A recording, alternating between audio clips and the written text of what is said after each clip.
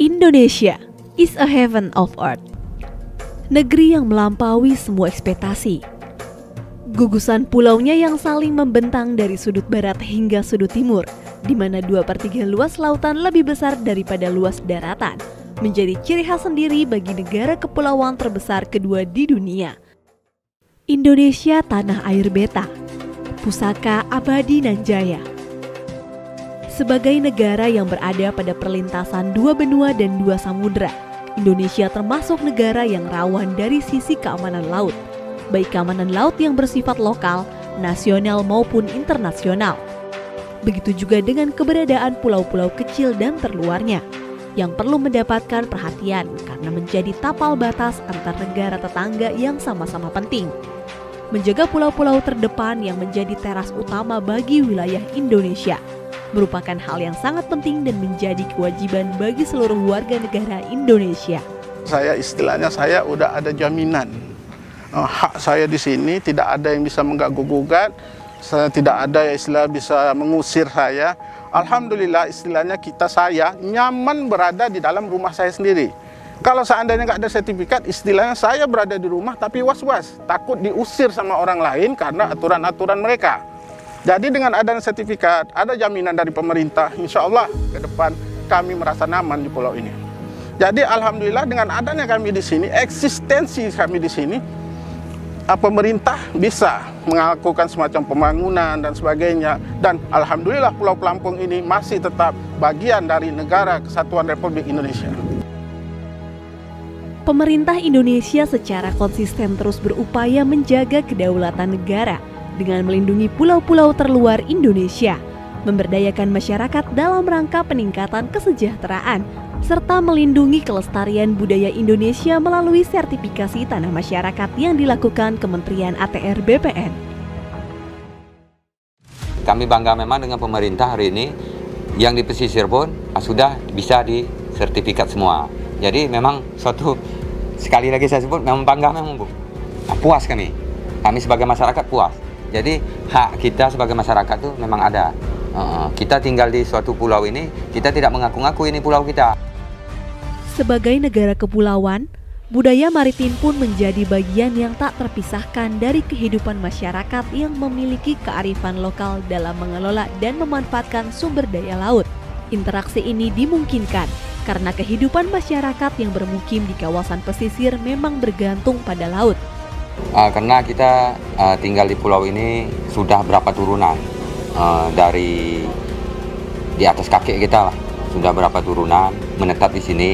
Jadi kita sudah menyatu. Tapi kalau kita orang pulau dipindahkan ke kota, itu tak akan nyambung.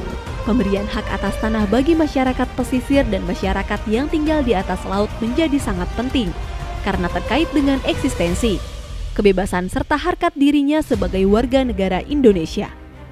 Karena dengan adanya kepemilikan hak atas tanah dapat menjamin kesejahteraan warga negara yang lebih produktif.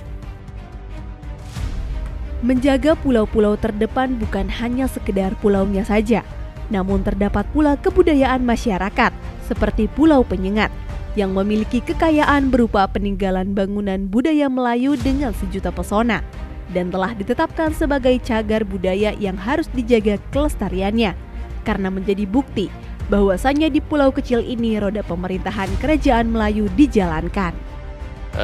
Kami sangat mengucapkan terima kasih kepada Bapak Presiden Republik Indonesia, kemudian Kementerian BPN, pemerintah Provinsi Kepulauan Riau dan Kota Tanjung Pinang dalam rangka menyelamatkan Pulau Penyengat, dalam rangka melindungi Pulau Penyengat tempat yang bersejarah ini, dalam hal menerbitkan sertifikat kepemilikan bagi masyarakat dan juga tempat-tempat cagar budaya untuk dilindungi.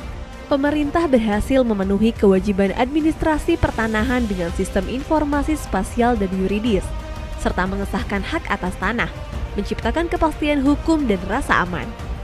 Hingga 17 Agustus 2023, lebih dari 106 juta dari target 126 juta bidang tanah terdaftar di Indonesia, melalui skema seperti pendaftaran tanah sistematis lengkap, redistribusi, dan lainnya.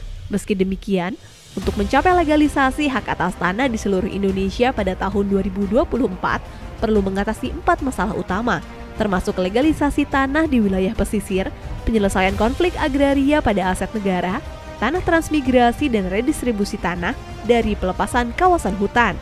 Diperlukan komitmen lintas sektor, hubungan pusat daerah, dan partisipasi masyarakat guna mengatasi tantangan ini, serta mewujudkan tujuan program strategis nasional reforma agraria. Dalam rangka mendukung pelaksanaan gugus tugas reforma agraria, saat ini Kementerian ATR BPN menghadirkan platform Bumi GTRA yang merupakan wadah informasi GTRA tingkat pusat, provinsi, dan kabupaten atau kota, guna mempercepat penyelesaian permasalahan pertanahan yang menjadi agenda dari reforma agraria yang berbasis digital, dengan prinsip keterbukaan dan kemudahan akses data dan informasi.